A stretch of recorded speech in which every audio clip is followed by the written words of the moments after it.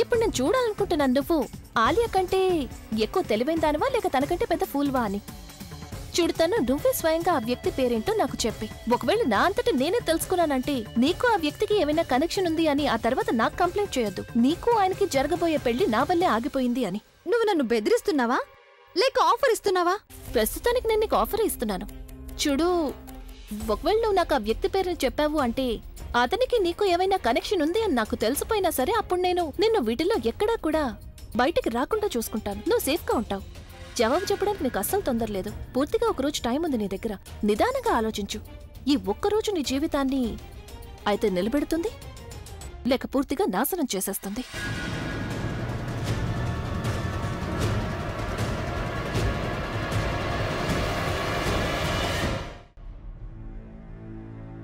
నేను నాలో ఉన్న ఫీలింగ్స్ని చంపేసుకొని నేను పెళ్లి చేసుకుంటాను తను. ఇప్పుడు మనిద్దరి పెళ్లికి ఎవ్వరూ అడ్డు రాలేరు. నాకు కేవలం 7 రోజులు టైం కావాలంతే. నువ్వు నా గురించి ఏం ఫీల్ అవుతున్నావో తెలుసుకోని అనుకోవట్లేదు. ఒకవేళ నువ్వు ఫీల్ అవుతున్నా సరే నేను ఆ ఫీలింగ్స్ని అంతం చేస్తాను. అలాగే ప్లీజ్ నాకు దూరంగా ఉండు. నాలో ఉన్న ఈ ప్రేమని ఎలా అంతం చేయాలి?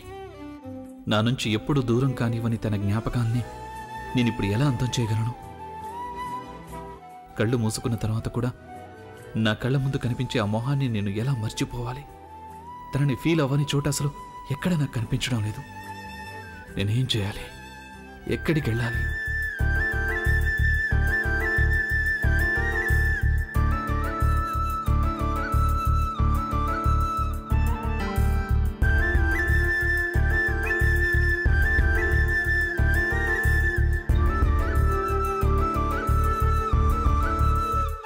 నీ చూపులే నా ఊపిరి, ఓసారిలా చూడే చెలి, అమవాసనే ఉన్నా మరి అందించవే దీపావళి.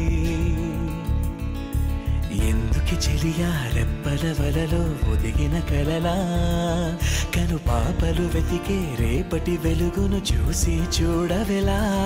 నయనం హృదయం నీవే నీవై, సమయం వెనుకే చేసా పయనం.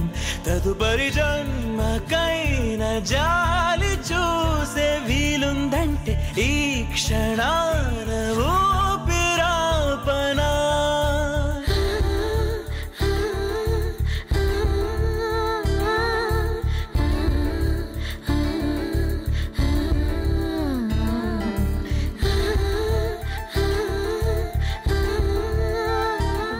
ఫోన్ చేస్తాను.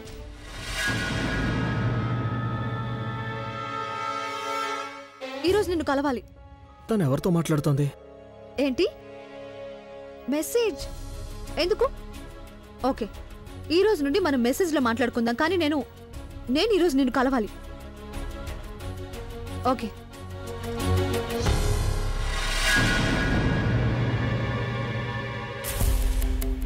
తను ఎవరితో మాట్లాడింది? మేడం ఈ ఇంట్లో జరిగే ప్రతి విషయాన్ని గమనించి ఆవిడికి ఇన్ఫార్మ్ చేయమని చెప్పారు.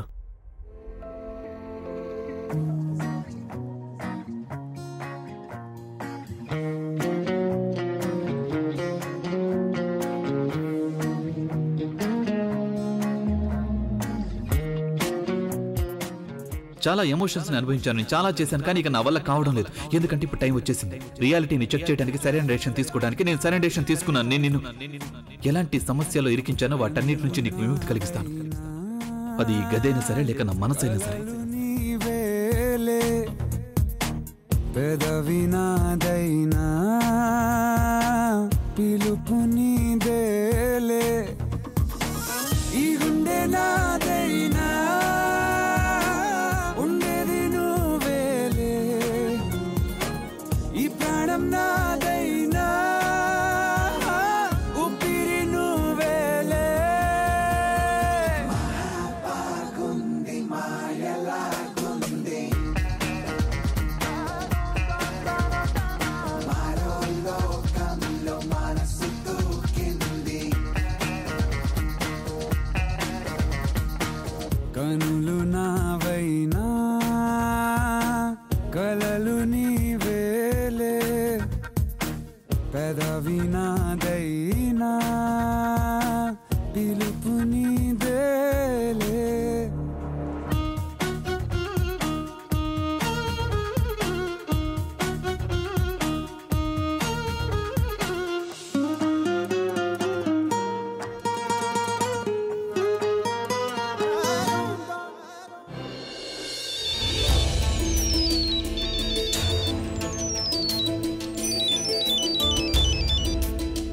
హలో హలో మేడం,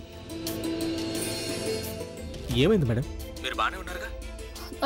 నేను బానే ఉన్నాను. నువ్వు ఏంటో చెప్పు. నువ్వు నాకెందుకు ఫోన్ చేసావు? మేడం, నేను తను మీద పూర్తిగా నిఘా వేసి ఉంచాను. తను ఇప్పుడే ఎవరితోనో ఫోన్లో మాట్లాడి వెళ్ళింది. ఈ రోజే తనని కలవాలని అడుగుతోంది. తను ఎవరి పేరైనా చెప్పిందా? లేదు, పేరైతే చెప్పలేదు, కానీ కాసేపు మాట్లాడింది. ఆ తర్వాత మిగతా విషయాలను మెసేజ్ చేసి చెప్తాను అని చెప్పి ఫోన్ కట్ చేసేసింది. ఇప్పుడు తను ఎక్కడుంది? ఇప్పుడు తన రూమ్లో ఉంది. సరే, అయితే నువ్వు తనని కనిపెట్టుకునే ఉండి, సరేనా? నేను తన రూమ్కి వెళ్ళి చెక్ చేస్తాను. ఓకే ఓకే, నేను మీకు ఇన్ఫార్మ్ చేస్తూ ఉంటాను. By, take care. 9 PM వద్దు, 7 గంటలకి కలుద్దాం. అలాగే నాకు అడ్రస్ మెసేజ్ చేయండి.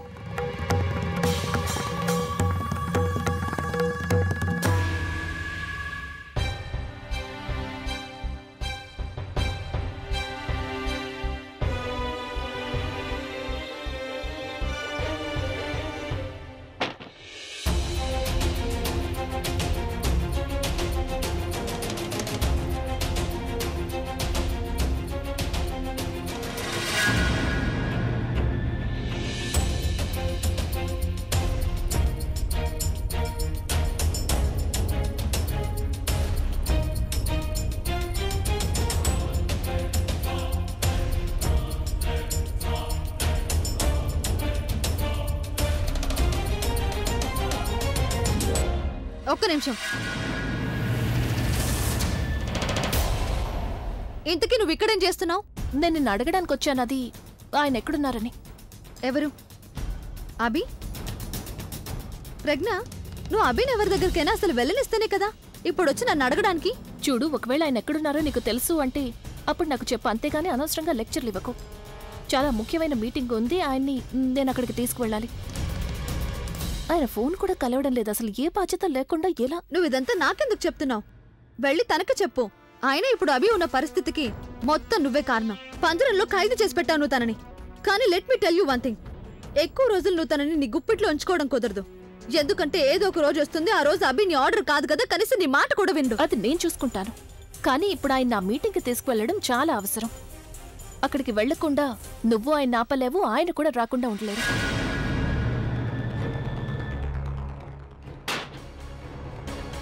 నాకు బయటకు వెళ్లే పని లేకపోతే అప్పుడు నేను కూడా చూసేదాన్ని, తన అభిని తనతో పాటు ఎలా తీసుకెళ్తుందని. సార్, మీతో ఒక సెల్ఫీ తీసుకోవచ్చా? లేదు, ఇప్పుడు నాకు మూడ్ లేదు. Sir, I'm a big fan of yours. Please ఒక పిక్ సార్. సారీ, ఇంకెప్పుడైనా. సార్, ఈ పాటికి నేను తీసేసుకునేవాడిని. చెప్తుంటే అర్థం కావట్లేదా నీకు? చెప్పాను కదా నాకు మూడ్ లేదని. సార్, మీరు ఎందుకింత హైపర్ అవుతున్నారు? మీకు ఎదుటి వాళ్ళ ప్రైవసీకి రెస్పెక్ట్ ఇవ్వడం తెలీదా? నేను మీకు చెప్తున్నాను కదా మూడ్ లేదని. సార్, ఎక్స్క్యూజ్ మీ, ఏమైంది నీకు? నీ మూడు ఎందుకు ఇంత పాడైంది? నువ్వు రావడం మంచిదైంది ప్రవీణ్. చాలా విచిత్రంగా అనిపిస్తోంది. ఎందుకో తెలియదు, కంగారుగా ఉంది. ఎలా అనిపిస్తోందంటే నాకు నా వాళ్ళు నన్ను వదిలేసి వెళ్ళిపోతున్నారనిపిస్తోంది. అసలు ఏంటి అవి ఇలా మాట్లాడుతున్నావు? ఇలాంటి మాటలు ఎందుకు మాట్లాడుతున్నావు? ఏమైంది చెప్పు. నాకు అసలు ఏమీ అర్థం కావట్లేదు ప్రవీణ్. ఏం జరుగుతుందనేది నాకు కొంచెం కూడా అర్థం కావట్లేదు. ప్రజ్ఞ వదినేమైనా? నువ్వు తన పేరు ఎత్తొద్దు నా ముందు. నేను తనకి దూరంగా పారిపోవడానికి ప్రయత్నిస్తున్నాను. వాళ్ళు మన పోలీసులకు ఇన్ఫార్మ్ చేశామంటే వాళ్ళ ఎంక్వైరీ కోసం ఎవరినైనా పోలీస్ స్టేషన్కి పిలవచ్చు. అమ్మమ్మని కూడా, కిందో అమ్మమ్మని, అలాగే మిమ్మల్ని కూడా. ఇది కేవలం పోలీస్ స్టేషన్ వరకే కాదు. ఈ విషయం బయటికి వెళ్తుంది, జనాలందరికీ తెలుస్తుంది. అందరూ మీ కుటుంబం గురించి తప్పుగా మాట్లాడడం మొదలు పెడతారు. లేకపోతే నాకేవి సరదా కాదు రాత్రంతా ఇలా రోడ్డు మీద క్రిమినల్స్ ని ఫాలో అవుతూ ఉండడానికి.